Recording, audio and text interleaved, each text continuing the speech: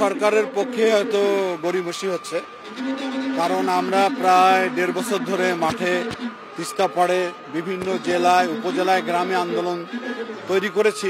সরকার বলছে যে 26শে জানুয়ারিতে কাজ শুরু করবে, কিন্তু কাজের কোনো নমুনা তো আমরা দেখতে পাচ্ছি না।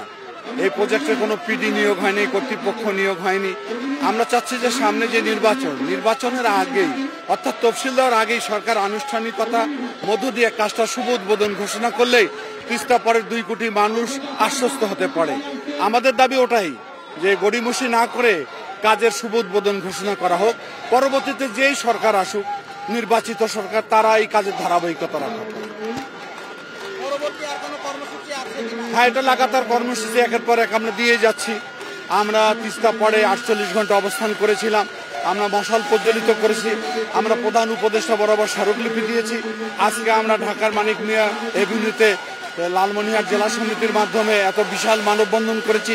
এরপর আমরা গোটা রংপুরকে স্তব্ধ করে দেব, এই কর্মসূচি আমাদের আছে।